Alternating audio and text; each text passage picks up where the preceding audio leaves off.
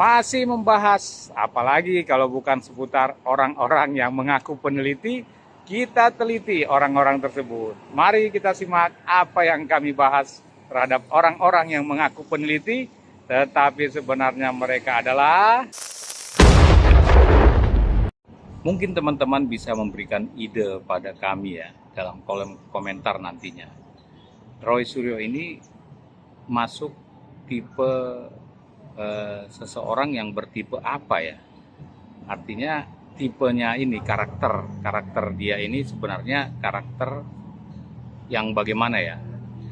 Ada dua hal yang menarik yang bisa kami ambil ya. Ini banyak bahwa Roy Suryo ini berbeda-beda apa yang diucapkannya, kemudian nantinya apalagi ya, itu banyak sekali kelakuan dia seperti itu ya. Nah, ini ada dua hal yang kami ambil ya, yang penting ini dalam video ini ya. Video-video sebelumnya sudah banyak kami bahas itu. Pertama adalah ketika dia ya, Roy Suryo menantang-nantang Pak Joko Widodo untuk melaporkannya pencemaran nama baik gitu ya.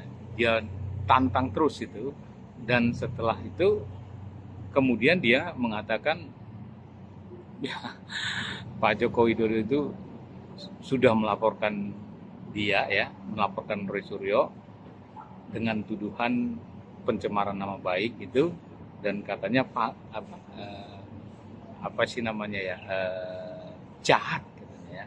Pak Joko Widodo itu jahat karena telah melaporkannya pencemaran nama baik, begitu ya. Padahal sebelumnya dia mengatakan menantang-nantang ya supaya dilaporkan dianya ya.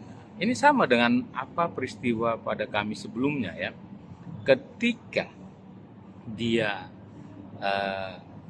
menantang-nantang semua orang untuk ya memeriksa atau silakan uji ya, menguji ijazah-ijazahnya, termasuk SKL yang dia tunjukkan, SKL S3 dari UNJ ya. Dia tantang gitu ya.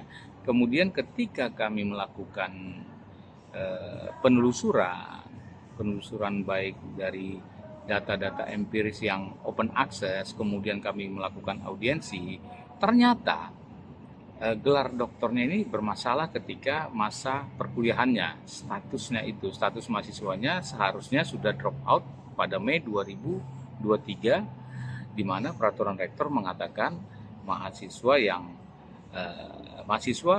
gugur ataupun drop out ya apabila tersangkut pidana yang berkekuatan hukum tetap dari peradilan. Dan Mei 2023 itu Roy Suryo itu jelas ya, dia inkrah terpidana karena ada ditolaknya permohonan Roy Suryo oleh Mahkamah Agung ya. Jadi sudah inkrah ya, sudah tahap Mahkamah Agung ya, jadi PK ya. Nah, jadi artinya ini sudah inkrah, artinya peraturan rektor sudah ditabrak, dan ini berimplikasi seharusnya Roy Suryo sudah drop out. Jadi bukan seharusnya tidak boleh lah ya, kalau mengikuti peraturan tidak boleh meraih gelar doktor di situ ya, 2024 itu. Nah, kemudian setelah itu Roy Suryo ini marah-marah ya, bahkan sampai menuduh kami dibuka kaos seperti hewan gitulah ya. Seperti hewan yang ada dalam gambar dia itu, yang gambar ditulis itu asu gitu ya, maaf ya. Nah, itu kan sama seperti yang dia lakukan terhadap Pak Joko Widodo, menantang ya, laporkan. Setelah dilaporkan jahat katanya kan. Nah, sama ini uji ini S1, S2, S3 saya, uji dengan cara apapun, silakan kan gitu. Setelah diuji tadi ternyata ada masalah ya, gelar doktornya tadi bermasalah dalam status mahasiswanya ketika menempuh gelar doktor itu seharusnya drop out. Nah, sekarang dia marah, bahkan menunjukkan gambarnya. Inilah Roy Suryo. Mari kita perhatikan ya, kita simak cuplikan berikut ini. Kalau mau gentle, tuntut dengan pencemaran nama baik atau penghinaan, yang dimana Jokowi harus lapor sendiri. Dan ketika dia lapor sendiri, kita adu bukti. Benarkah dia punya ijazah asli? Jelas betul kita tadi diperlihatkan laporannya LP atas nama Joko Widodo. Itu tertulis 6 pasal itu semuanya dia yang melaporkan. Ya gitu, jahat banget. Kalau kata Rangga, kata Cinta pada Rangga dalam film ada Fadil Hajar, siapa yang cinta dua? Kamu itu jahat, itu jahat banget. Ya.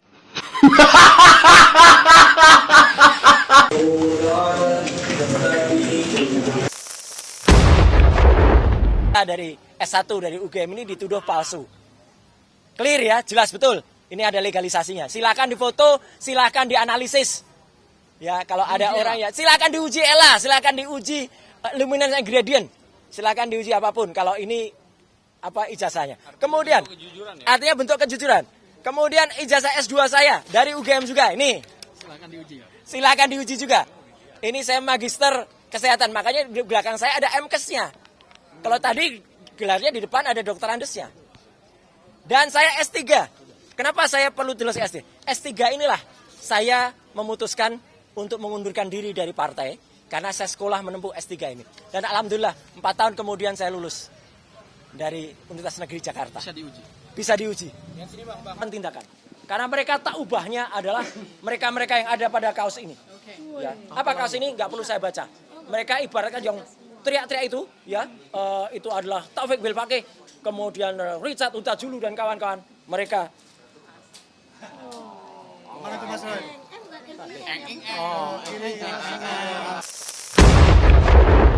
Yang dilakukan oleh Mas Roy katanya Apanya? yang menghina dirinya. Menghina apanya dihina? Ya, coba dilihat siapa yang terhina. Kalau memang dia merasa seperti gambar di kaos saya, udah dia merasa sendiri kan. Saya kan tidak nyebut nama. Saya kan tidak nyebut nama. Saya kan tidak nyebut nama. Iya kan? Tidak. Ya. Mereka ibaratkan yang teriak-teriak itu, ya, itu adalah Taufik Bilpake, kemudian Richard Huta-Julu dan kawan-kawan. Mereka. Mana itu Mas Roy?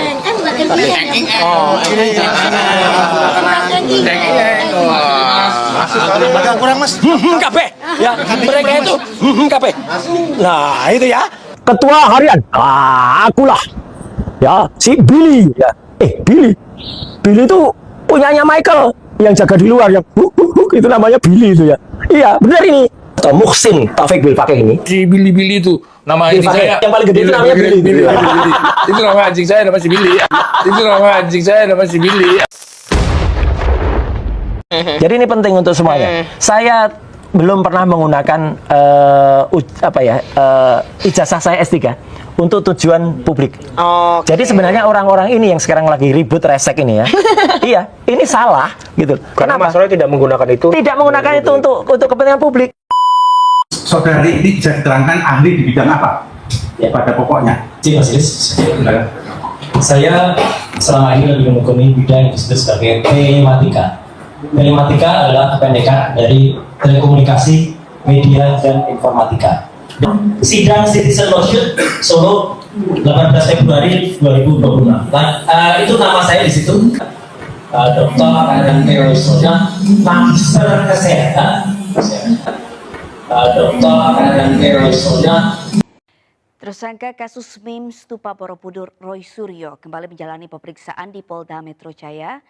Roy Suryo ditahan terkait kasus ujaran kebencian mengunggah meme Stupa Candi Borobudur yang diedit menjadi muka mirip Presiden Jokowi.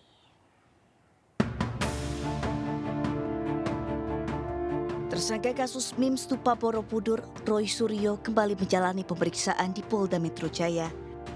Roy Suryo dipanggil penyidik Polda Metro Jaya guna menjalani pemeriksaan tambahan sebagai tersangka kasus penistaan agama meme Stupa Candi Borobudur.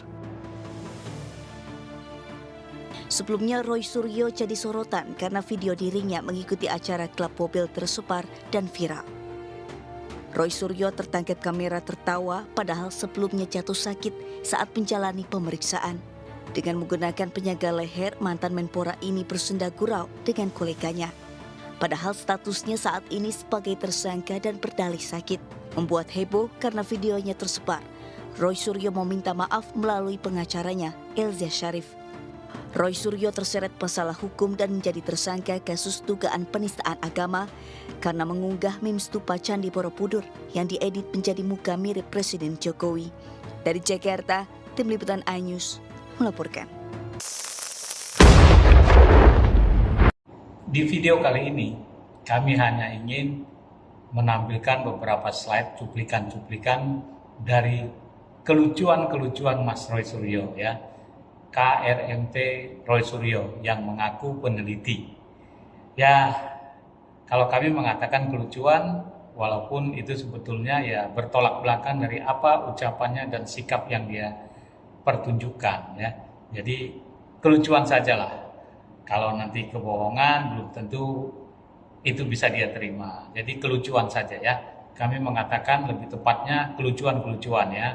Apa yang dia sampaikan bertolak belakang dengan apa yang dia sikapi. Bagaimana itu? Mari kita simak beberapa cuplikan ini untuk kita jadikan sebagai bahan renungan. Beginilah Mas Roy Suryo ini sebenarnya. Ya, itu tidak bisa kita pungkiri dari apa yang telah terjadi. Mari kita simak, silakan teman-teman yang menyimpulkan, bukan kami. Kami hanya menyampaikan beberapa slide-slide video berikut ini. Semua juga ini berguna, tidak hanya untuk saya, tidak hanya tim hukum saya, tidak hanya juga untuk Dr. Tifa, tapi untuk semua masyarakat, semua insan manusia yang mungkin kemarin belum berani melakukan pra-peradilan. Dan sekarang teman-teman bisa lihat, tren pra-peradilan terjadi, ya kan gitu. Kalimantan Selatan, ya, itu melakukan pra-peradilan. Tren pra-peradilan juga terjadi sekarang pada siapa? Febri Diansah juga mengajukan, Ardiansah ya. Itu juga mengajukan pra-per. Tidak hanya untuk Mas Febri, tidak hanya untuk untuk masyarakat yang lain. Ya, ini adalah mekanisme baru di dalam peradilan di Indonesia, harus kita manfaatkan supaya tidak begitu saja kemudian kita langsung masuk pokok perkara. Jadi ini penting untuk semuanya. Saya belum pernah menggunakan ijazah saya S3 untuk tujuan publik. Jadi sebenarnya orang-orang ini yang sekarang lagi ribut resek ini ya, iya, ini salah gitu. Karena Mas Roy tidak menggunakan itu. Tidak menggunakan itu untuk kepentingan publik. Saudari ini bisa diterangkan ahli di bidang apa? Ya. Pada pokoknya. Cik Mas Ilis, saya selama ini lebih mengekuni bidang yang disebut sebagai telematika.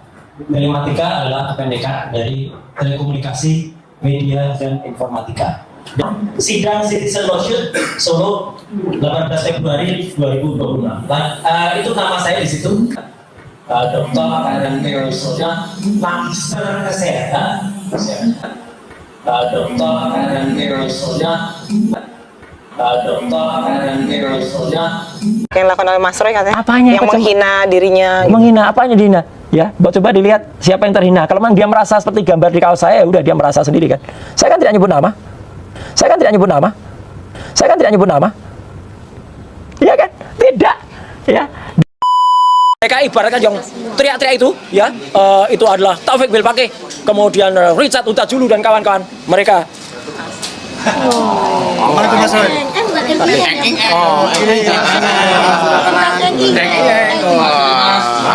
Agak kurang Mas. KP, ya, mereka itu KP. Nah, itu ya. Ketua harian, akulah. Ya, si Billy, ya. Billy itu punyanya Michael yang jaga di luar, yang itu namanya Billy itu ya. Iya, benar ini. Atau Muhsin Taufik Bilpake ini. Si Billy itu nama anjing saya. Yang paling gede itu namanya Billy. Itu nama anjing saya nama si Billy. Itu nama anjing saya nama si Billy. Saya tadi alhamdulillah saya ketemu dengan beberapa profesor, ya. Saya sebutkan namanya, ya. Profesor Agung, Profesor Usep, Profesor Pak Ari Sabtono, dan Profesor Ari Sabtono itu adalah sebelumnya saya ketemu Profesor Umi, dan Profesor Ari Sabtono itu adalah wakil rektor di Universitas Gadjah Mada, dan semua mengatakan apa yang saya ikuti, ijazah saya adalah sah, tidak ada masalah.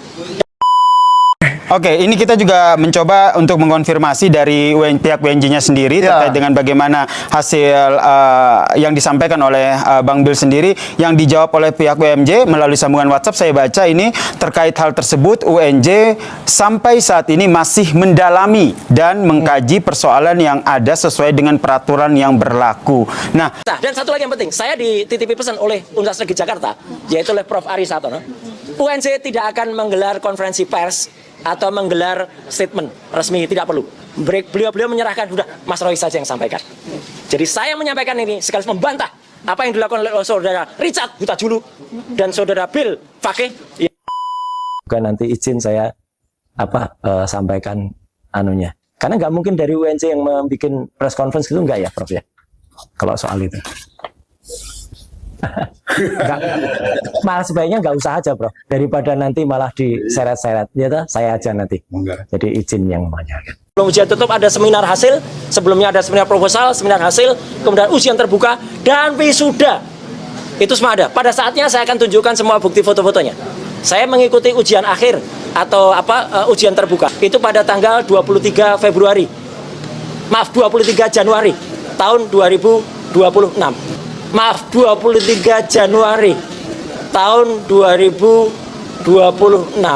Dan ada saksi yang hadir di sini, yaitu Bu Erliana. Beliau hadir langsung pada saat ujian terbuka. Kemudian saya mengikuti wisuda, ya, itu pada awal Maret tahun 2024 di SICC. Kemudian saya mengikuti wisuda, ya, itu pada awal Maret tahun 2024 Sentul International Convention Center. Semua ada foto-fotonya. Dan pada saatnya akan saya jelaskan, tentu tidak sekarang. Dua orang yang berpura-pura menantang, berpura-pura berani, tapi sebenarnya keduanya itu sama-sama pengecut, sama-sama takut, sama-sama menghindari pokok masalah agar tetap dilihat oleh rakyat seolah-olah masih tetap pahlawan, seolah-olah ingin saling membuktikan, tapi keduanya sebenarnya pengecut, keduanya sebenarnya takut. Jadi kira-kira ada orang punya rumah, ada orang di luar ditantangin, sini kalau berani kamu masuk rumah, kalau berani saya tunggu kamu dalam rumah. Tapi saat ngomong begitu sambil gembok pagar rumah, jadi orang yang ditantang itu nggak bisa masuk. Nah, kalau memang mau nantang, ayo kita adu bukti, ya jangan digembok rumahnya, buka saja. Ayo buktikan isi rumah itu isinya apa. Kalau benar-benar ada penelitian, ayo buktikan penelitiannya. Kalau benar-benar ada hasil kajian, ayo buktikan kajiannya. Jangan menipu rakyat dengan narasi seolah-olah ada penelitian. Setelah seluruh rakyat terkesima ikut dalam proses untuk meyakini ijazah itu, seolah juga menantang untuk diadili di perkara persidangan, tetapi gembok pintu rumah. Eksepsi itu kan hakikatnya mengunci agar tidak bisa masuk pokok perkara. Di mana kepenelitiannya? Di mana yang katanya sudah bertahun-tahun ingin menguji, tetapi nantangin masuk rumah, tapi pagarnya digembok? Percaya nggak kalau orang ini nantangin nggak? Nggak percaya, rakyat udah tahu. Masuk sini, saya hajar kamu. Masuk kalau berani rumah, sambil gembok pagar rumah, gitu loh. Jadi jangan ditipu seluruh rakyat. Jadi rakyat, saya ingin kita semuanya jernih. Nah, memang ini juga akan kita lihat. Kalau memang benar negara ini negara hukum, maka jaksa harus perbaiki dakwaan, maju asukan lagi. Karena itu cara untuk mengadili perkara ini sampai tuntas. Bapak, saya tunggu. Kita akan buktikan. Sudah siap gak? Ada tuh prioritas bukti, akan saya tanyakan satu persatu. Tapi pagar rumahnya digembok.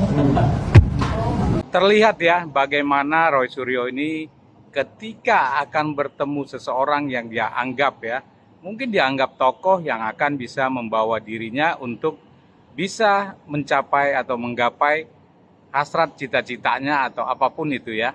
Terlihat ketika bertemu dengan Mas Gibran Rakabuming Raka ya dalam sebuah acara. Nah, hingga jatuh itu kamera, dia lupa memegang kamera, mungkin ingin bersalaman cepat-cepat, buru-buru, namun terlihat Mas Gibran itu sepertinya cuek saja ya terhadap Mas Roy Suryo. Apakah ini yang membuat ya, ini pertanyaan ya, pertanyaan. Apakah ini yang membuat Roy Suryo ini sangat dendam ya, ada dendam pribadi terhadap Gibran yang mencueki dirinya ya. Udah paham belum? Kalau belum paham, ulangi lagi video ini, mungkin Anda pasti bisa paham dan bisa menyimpulkannya, atau bisa juga klarifikasi langsung kepada Mas Roy Suryo secara langsung.